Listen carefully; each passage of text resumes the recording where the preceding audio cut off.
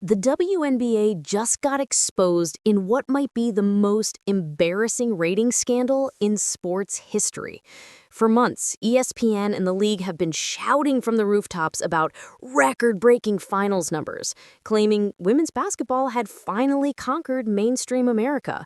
But when fans actually started digging, what they found wasn't growth. It was a carefully engineered illusion. This isn't just another case of corporate spin. It's a full-blown credibility crisis that could redefine how we measure success in professional sports. Behind the confetti, the headlines, and the press releases, a quiet manipulation was unfolding, one that turned casual glances at airport TVs into historic viewership. And the timing couldn't be more suspicious, because just months after Caitlin Clark, the biggest star the WNBA has ever seen, went down with an injury, the league suddenly discovered record numbers without her.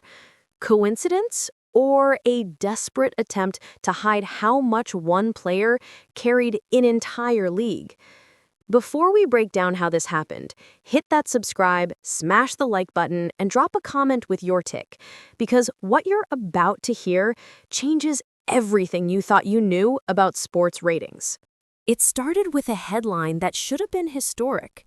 ESPN proudly declared that Game 1 of the 2025 WNBA Finals between the New York Liberty and Minnesota Lynx averaged 1.9 million viewers, peaking at 2.5 million.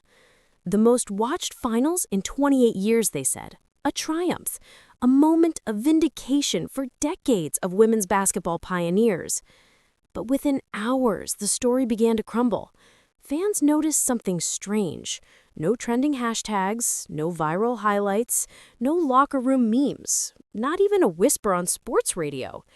How does a record-breaking event disappear overnight? When analysts went looking for the Nielsen data to verify the numbers, they hit a wall. The official reports weren't public. ESPN's release was based on Nielsen estimates, not raw figures. Think of it like a student grading their own test and giving themselves an A+. Hidden deep in the footnotes was the real bombshell, Nielsen's new measurement system called Big Data Plus Panel. It sounded harmless, but what it meant in practice was revolutionary and controversial. This system doesn't just count people actively watching at home.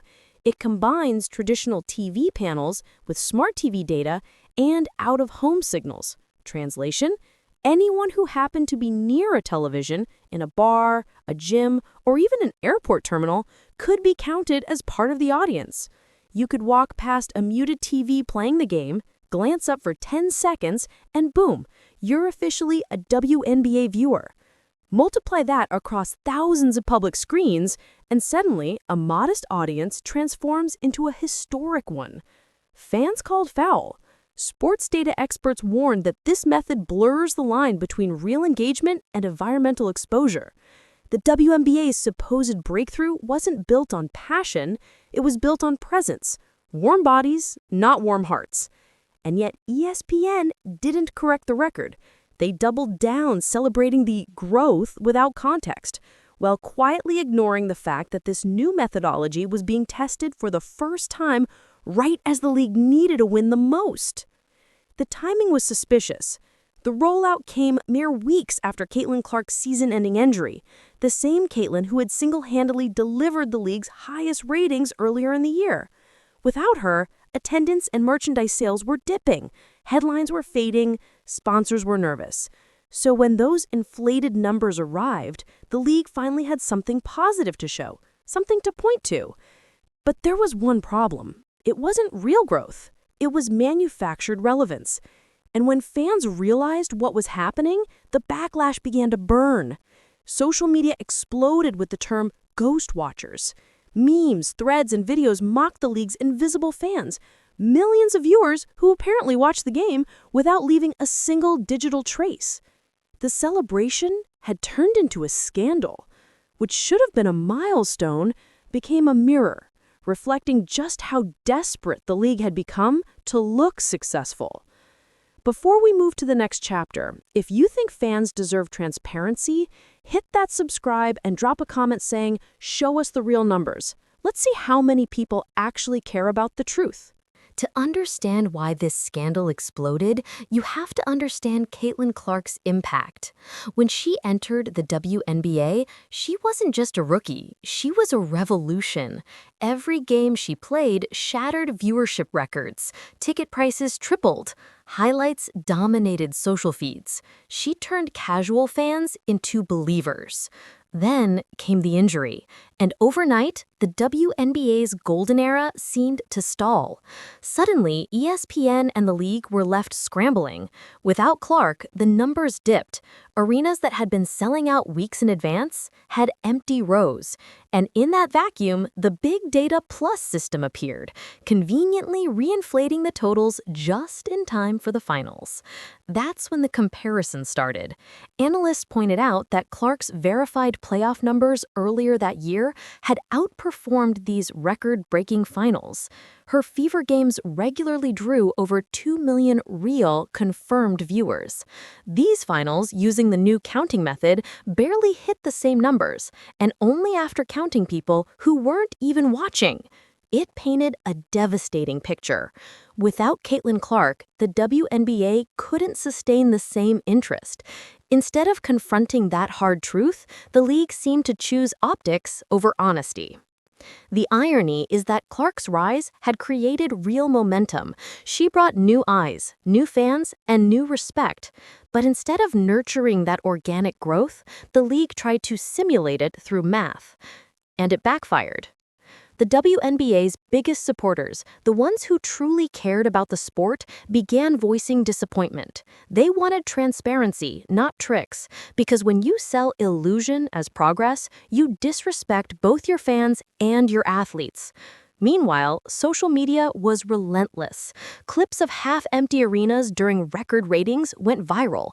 Commentators asked why ESPN's own highlight shows barely mentioned the finals if they were such a cultural event. The silence spoke volumes. It was no longer about numbers, it was about credibility. And that's what made the Caitlin Clark factor so critical. She wasn't just a player, she was proof that real engagement is possible, that fans will show up if they're given authenticity. Instead, the league had chosen to chase a mirage.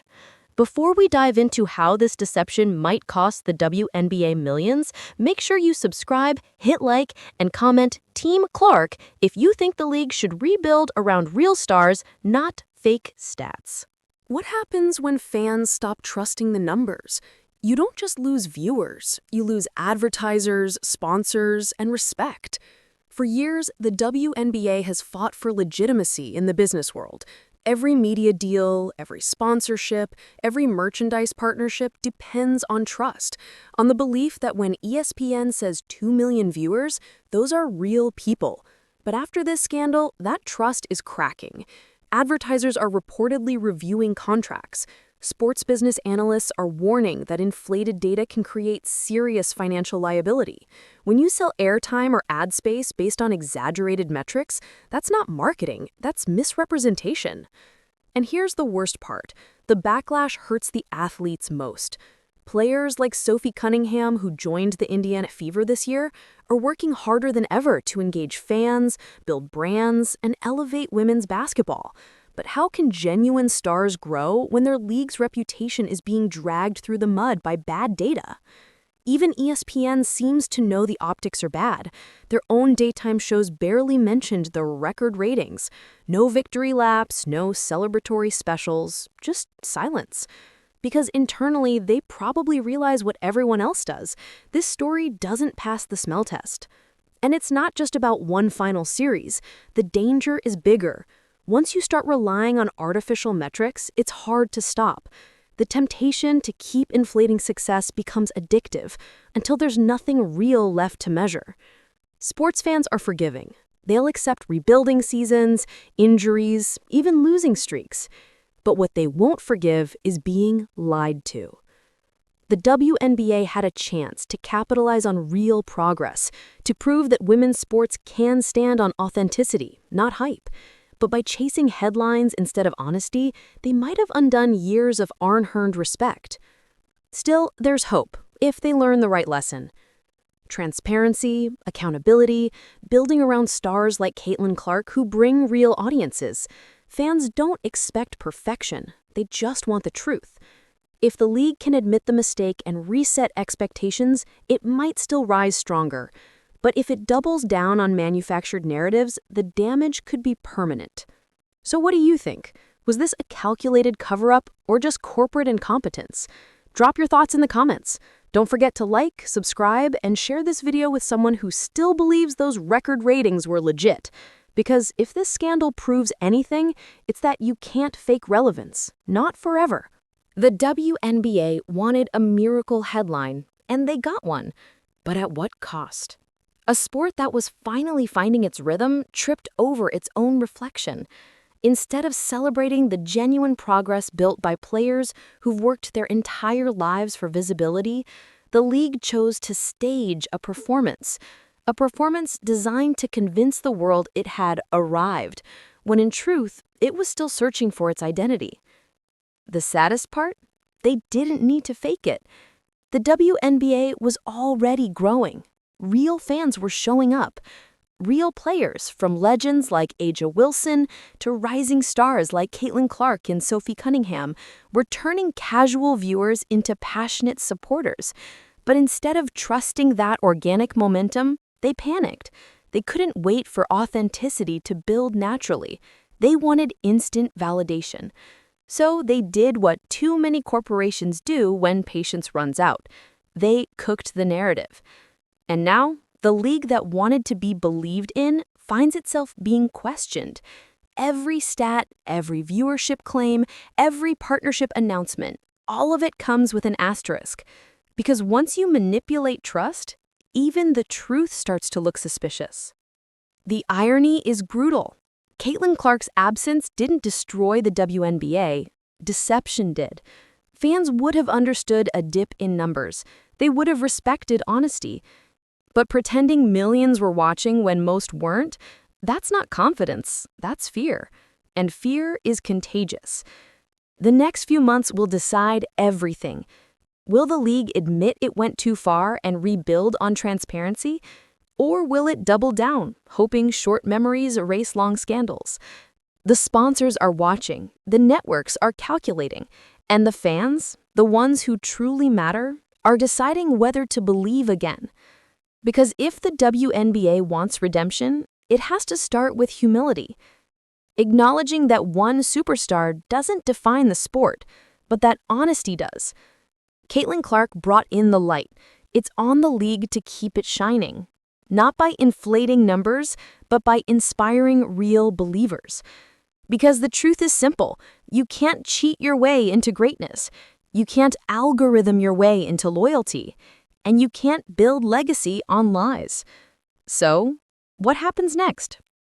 That's up to the fans, the sponsors, and the players brave enough to demand change.